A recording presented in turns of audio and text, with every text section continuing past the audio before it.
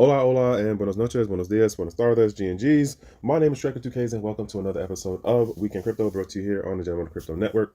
If you don't know, the basic idea is I cover some crypto-related news stories that happen between a Friday and a Sunday, and pop them out 08 on a Monday morning. And so I got a couple of things. As we all know, I'm assuming you weren't under a rock.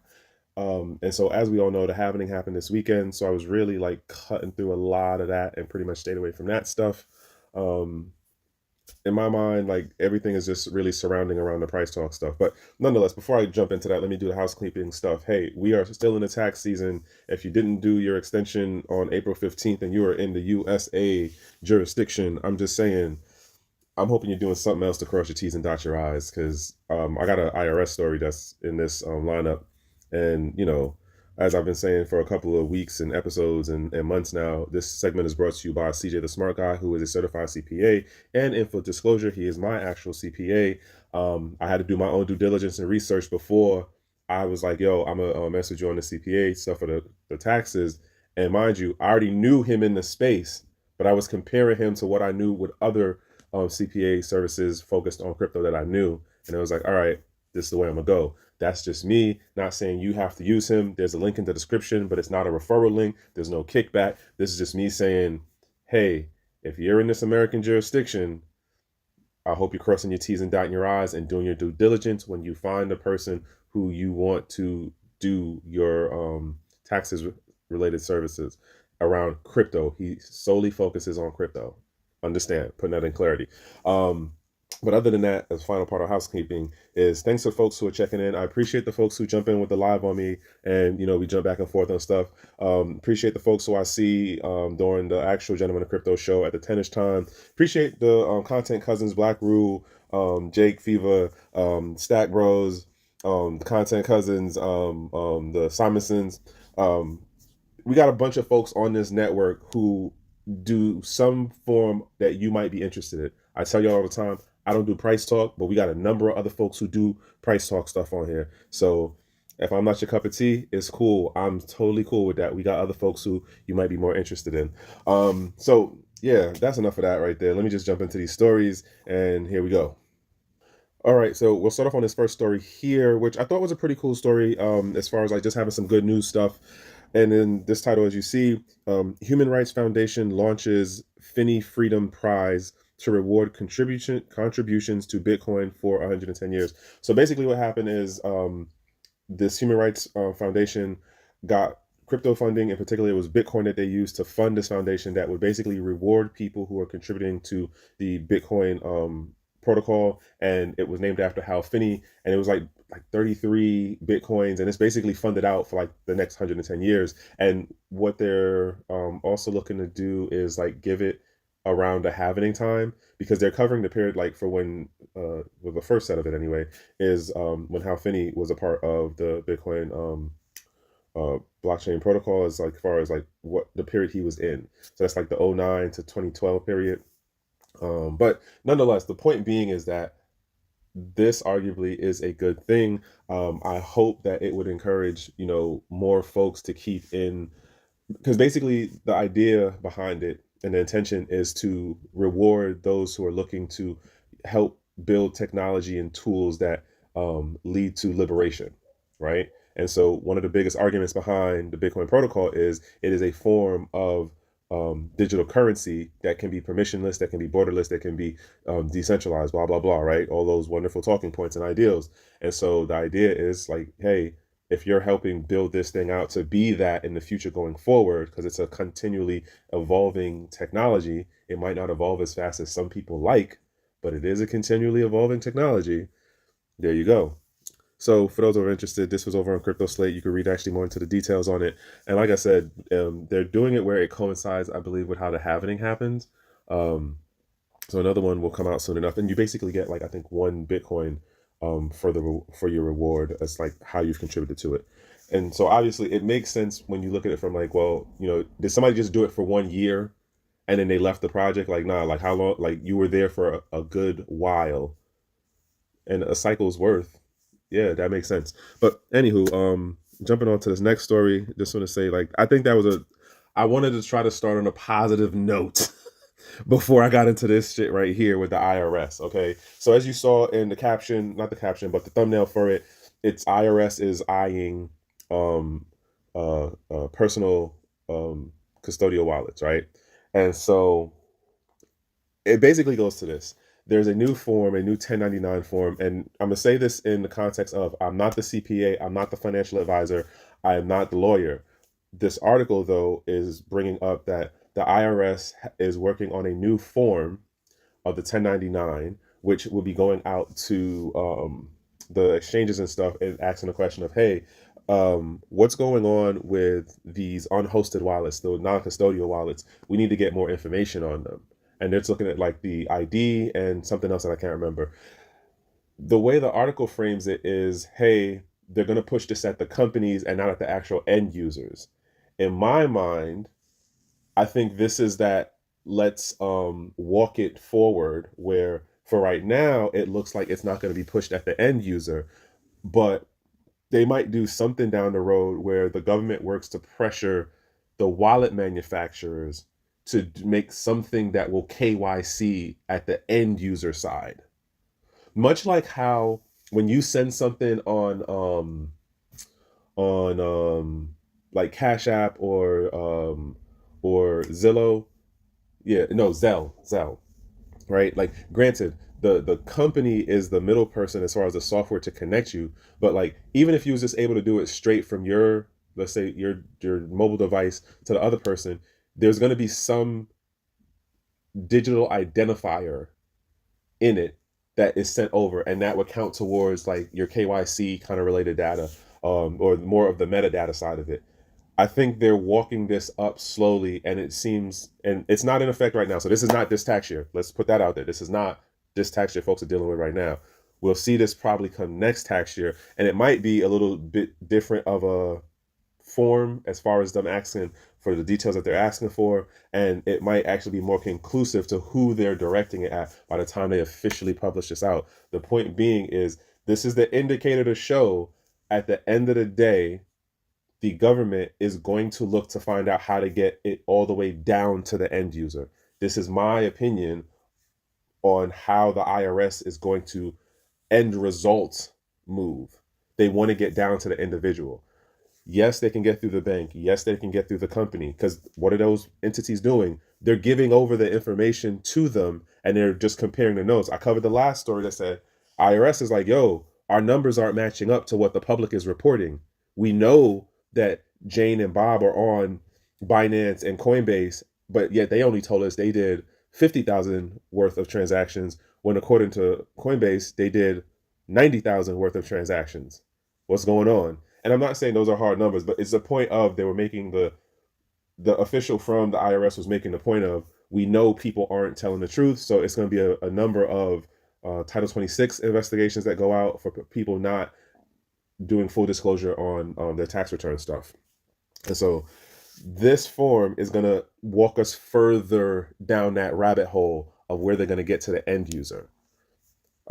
There's a thing I heard someone say the other day in a interview thing where they were like, you know, what happens when the country can no longer exert its force outside to extract wealth from like outside countries and entities? They eventually turn in on their own people. And depending on what you're listening to or who you're paying attention to within the economic stuff, within the geopolitical stuff, or even just looking at like what's going on in local, you know, markets around you, like looking at gas and food and other, you know, CPI things, like I don't know if anybody else noticed it, but like stuff is going up, and these cities, counties, and states are finding new ways to either add some service fee, some new kind of charge, your property taxes going up. Like it's something every which way you turn, and in my mind, it's only going to keep adding up. So you know, we all got to do what we got to do to make it through the craziness that is unfolding before us, in my opinion. That's my little small opinion. If you disagree with me, as y'all know, the comments is open. So yeah, let's jump into this next story. Reserve Bank of New Zealand releases digital currency consultation paper. Here's the bottom line is they're talking about their version of the CBDC, aka what I call the blue dog, okay? And this blue dog, in regards to this, is the truest sense of this dog knows no new trick.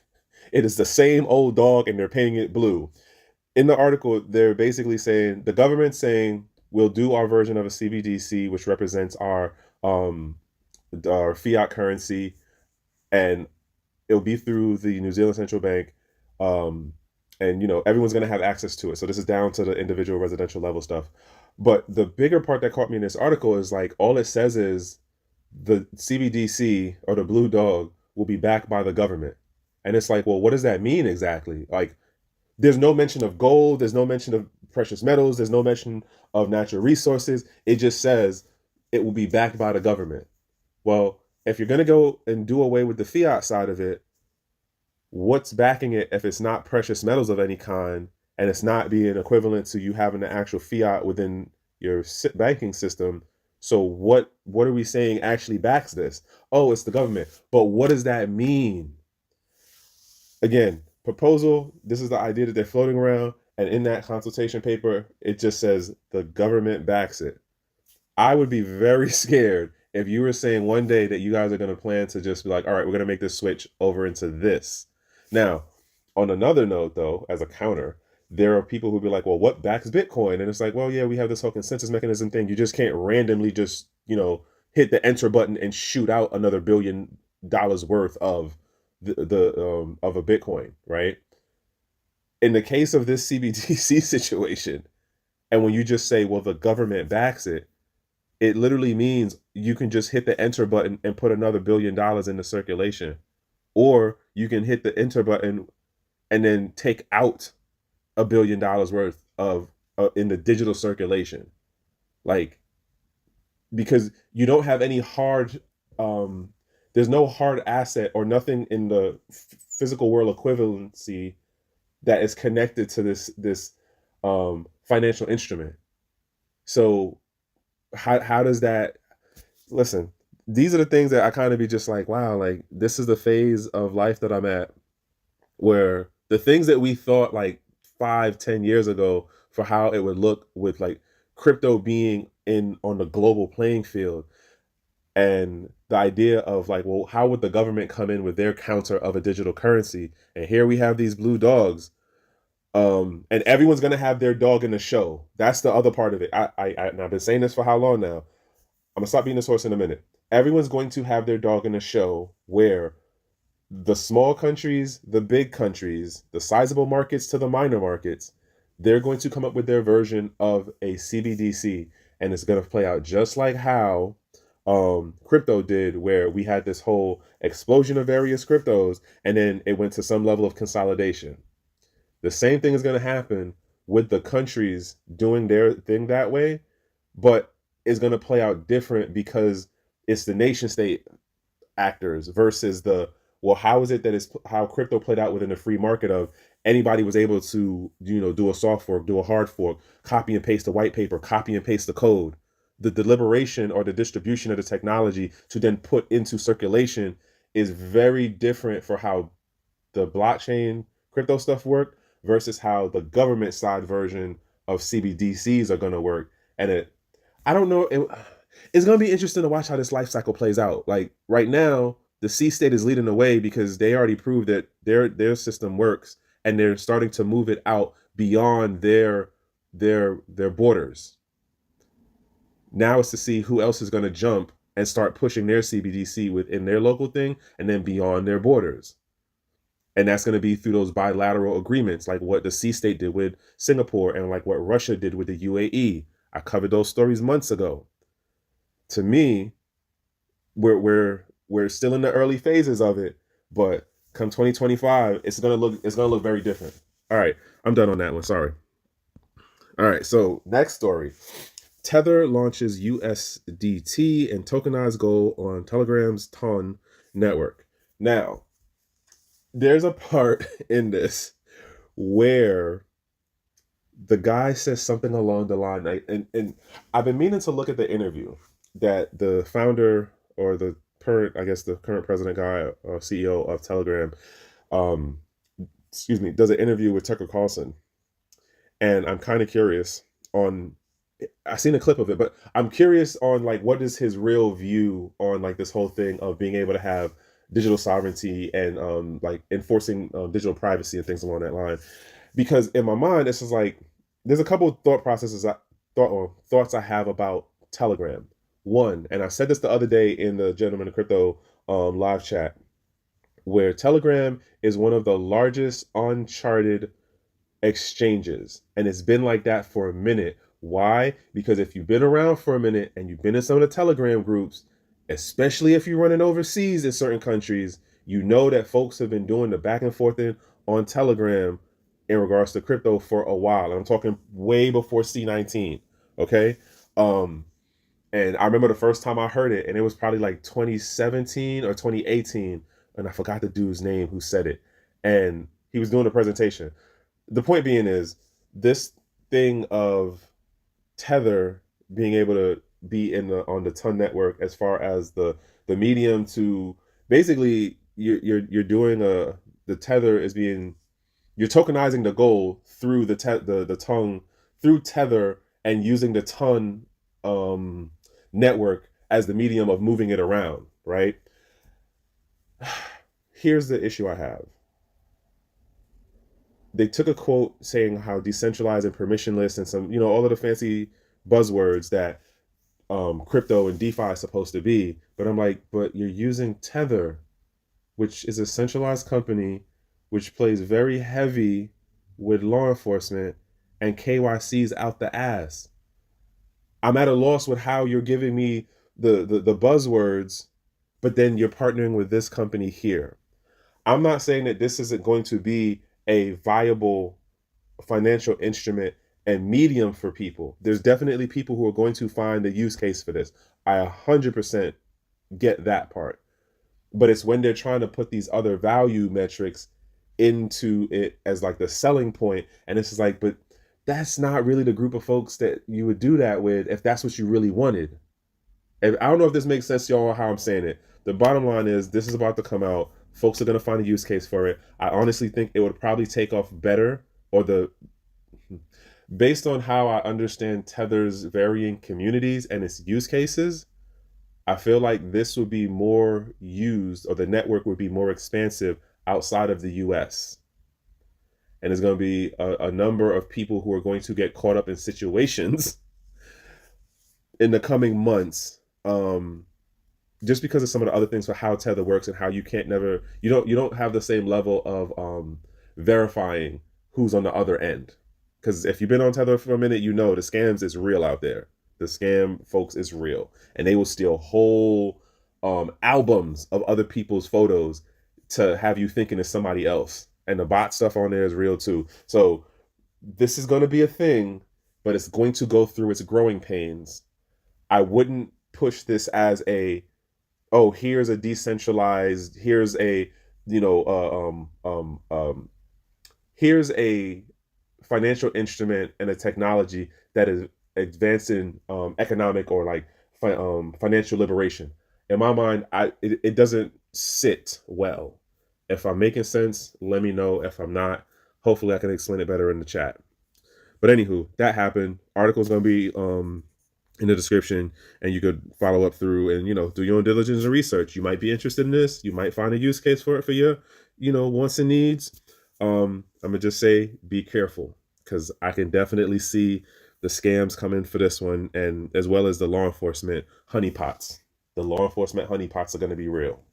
All right, so this joint, this story here, Pax dollar temporarily unpegs due to trading anomalies, not protocol flaws, says Paxo spokesperson. The incident occurred on April 16th, but the price stabilized back to $1 within 3 hours, as recorded by CoinMarketCap. So basically, the price jumped. Okay, so you have what is the coin count, and then you have what is the coin value, right? So the coin count is there's one, and I'm saying this because there might be people who don't understand what is the issue here, and they might not do things with Tether or any stable coins to understand what the issue is, right? So the idea of you have the one stable coin that is worth usually $1, but sometimes you can have it where it might shoot up to be $1.03, $1.05. Sometimes it might go down and be 80, no, sorry, ooh, that'd be crazy too. 95 cents, 98 cents, 99 cents. And so the thing with how you have the stablecoin value and then the stablecoin number, it's the same thing even with the tokens and the coins, right? It's the one coin and it's worth X amount in the dollar breakdown, right? The thing about what's going on here, what I find kind of, I don't know, the way that the article is written and what makes me more suspicious of either how they took what the Paxo spokesperson was saying, or is it that the Paxo spokesperson said this in a particular way? Um, so it's not a quote protocol issue. Okay, let's leave the protocol stuff over there. It's not the code. Then what is it?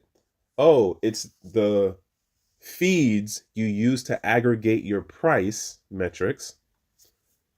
Apparently, enough of the feeds. So let's say you got 100 feeds, and let's say 15% of them are reporting a higher amount than $1. 85% of them are saying, let's say, so 15 saying it's higher than $1, 15 saying it's lower than $1, and you still have the 70% that are saying, yeah, it's at $1. Somewhere in the metrics, it happened as far as the sourcing goes for where they're getting the price value from. More than X% of them said it was more than $1. So in my mind, is it that there was an issue with the source? Like it was just a mistake on the source side as far as something was going on within the source's data points? Or did somebody actually mess with enough of the sources to be able to trigger this in the Paxos price? Because the thing that they talk about at the end of this article is there are 2 other times when the price dropped as it went to 80 something cents at one point, and then there was another time when it went all the way up to $2 and change. So this would be the 3rd occurrence, but yet you want to say, oh, it was just some weird anomaly, we have no idea. Maybe you might need to review your sources. Maybe you might, and of course this isn't going to be put out here, but it's like, could it have been then that, all right, here's how my mind is working it. If it went up to $1.29, and this is the recent situation that just happened on the 16th, what was the movement? Did people convert or buy? Did people use that extra value to buy more of another crypto, or did they exit and cash out? So think of it this way: if you had 5 coins or 5 stable coins, all right, 5 USTDPs, right, and they're worth 129 a piece, you actually now have more than $5 worth when you cash out. And I'm wondering that. So it's like where did the numbers move at? Where did we see the value move? But that's not what's answered in this article, which is the other part that makes me think either the Paxos folks don't know jack on what actually happened, or they're not trying to say, hey, we know that this happened, and then we saw value move this way into these cryptos, or it exited into some other fiat or other kind of financial instrument. What was the other thought? I just had the damn thought. Damn, I lost it. Sorry, y'all. Where do I go with this? I think that considering this has happened 2 other times to Paxos, I don't think that this is arguably an isolated incident in relation to Paxos as well as in relation to stablecoins in general. And so I think as we move further through the year, we're going to see more stories like this pop up about stablecoins either shooting above their pegging or dropping significantly below their pegging, because arguably, I think there's something going on where the sourcing aggregators for the price are being targeted. That's my thought process. I could be way off, as I keep telling y'all. I'm not a financial advisor. I'm not a CPA. I just happen to have been around in the space for a while, and some of this shit really do be repeating itself. And the scammers, the hackers, and just the companies themselves, the exchanges, the other, financial related entities and tech folks within this thing we call the blockchain industry. Some of them is some really creative folks, and they figure ways to do some pretty interesting things, right?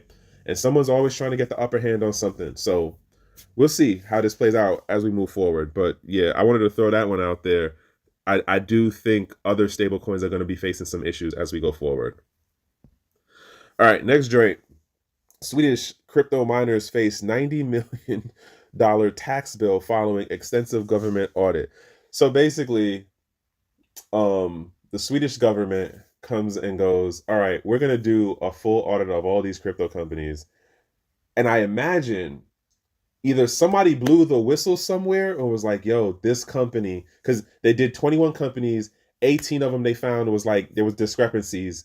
And then the 18 companies appealed the decision. And this is a collective number, by the way. It's not that one company has to pay $90 million. What they did was they totaled up all of these companies that were showing some type of discrepancies. They're the ones that owe this total amount of. So one company might owe 2 million, another company might owe 50 million, and then somebody else might owe 1.3 million. But it's between 18 18 companies, or was it 16, whatever, because like somebody got their stuff repealed and adjusted. And and I've been saying this for a bit now. The companies are going to start getting arguably like crowed, like they're gonna get crowed. And when I say that, if you know how crows are, like crows will bully other animals. Like crows are jerks, okay? And so in this regard, you're seeing regulatory bodies, and so regulatory bodies like Senate committees or other executive body regulators. Yeah, there we go. Making calls in regards to the situation we have going on with Nigeria, where they were like, hey, you guys did money laundering, or you allowed it to happen on your platform. Hey, you also have some tax evasion issues because you weren't paying out the right amount of taxes. We need to see somebody. And then lo and behold, the compliance person shows up and they get arrested. Like, what? You have what the New York State AG did last year, where she was calling out crypto exchanges in other countries.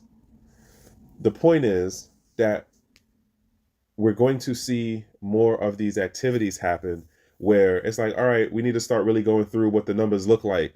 It's like the same thing that there was that department in the US government's, it was in the energy department, so it's under the DOE, and they were wanting the mining companies to give them like all of the information, and they told them it would only take you like 45 minutes. But then like when they started doing the work, it was like, yo, it took us 2 weeks to answer all of the questions you wanted. You know how much like extra work that was? This is not, that we're not going to do this. And mind you, it was some obscure department within the DOE that like you really don't even know unless you're in, that sector.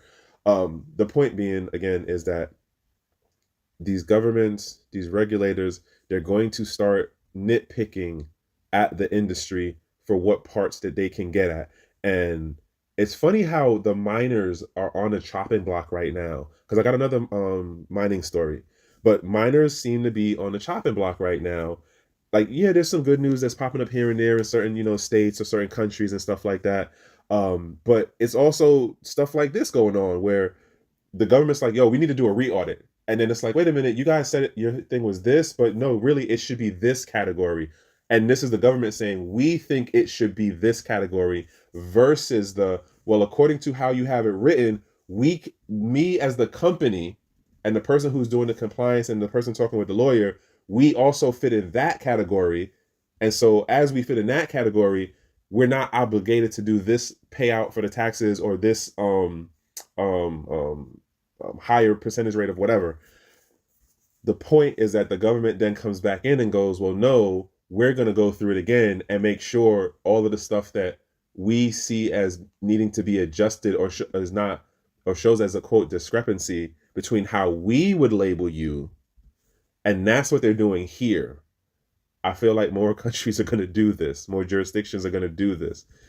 And the thing about it with the mining side of it, you can't just get up and go like if you were an exchange. All right, in an exchange, as long as you didn't have your servers at where your office space was, like, all right, close shop and move on.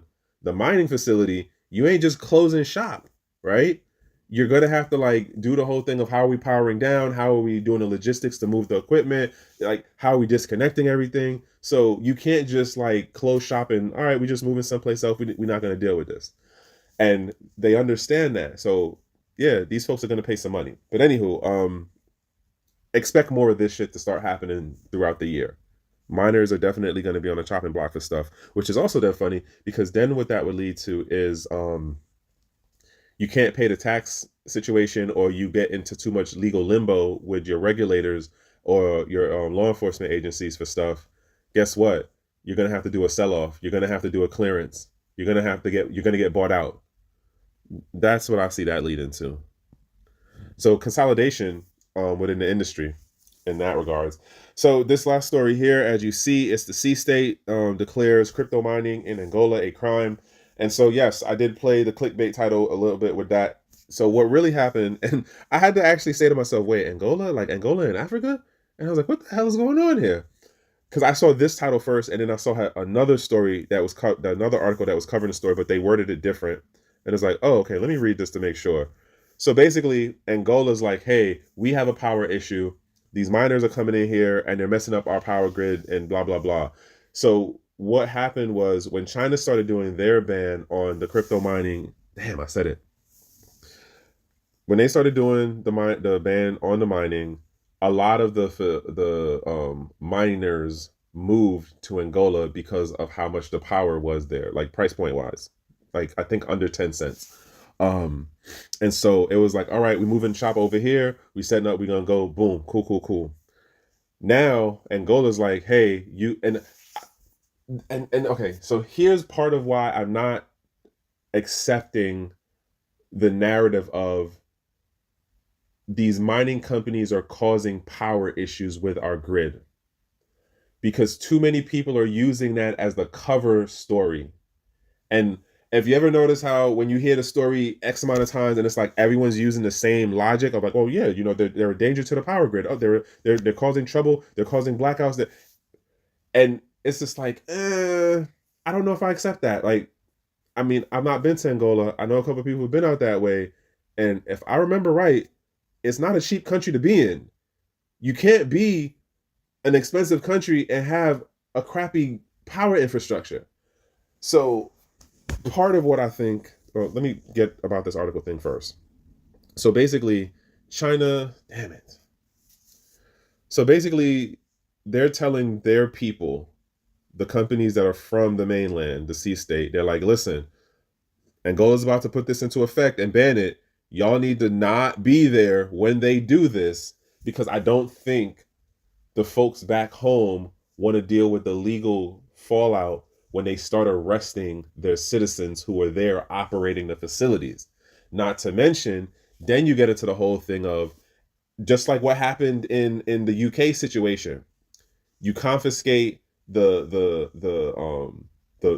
crypto, the money made, the incentives that was made as you're conducting these investigations, and this is like, well, hey, you need to give us back our crypto that you confiscated from blah blah blah, right? But then the local law enforcement is like, well, no, it's a part of an investigation. And then you have no way of actually being like, well, who actually has it, right?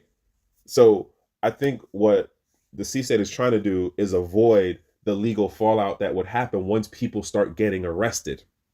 Because it's not just going to be the citizens situation. It's also going to be, hey, what did y'all do with the crypto that y'all confiscated? Where is it? Who has accountability of it? How much was it? Which then means arguably there's something else going on within the mining space within Angola. That's the other thought process. But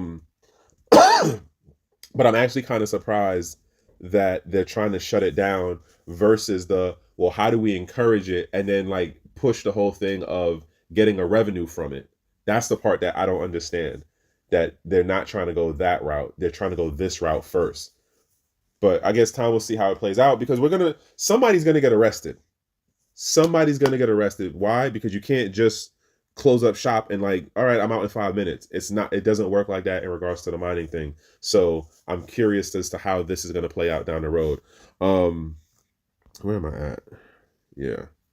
All right. So other than that, that was my last story. Like I said, most of the stuff that was up was basically about that, the halvening, and y'all know how I am on price talk, not necessarily my cup of tea.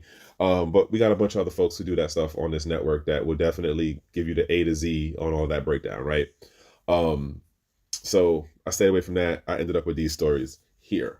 Hopefully something I said got you thinking. Hopefully something I said has you questioning. Again, not the CPA, not the lawyer, not the financial advisor.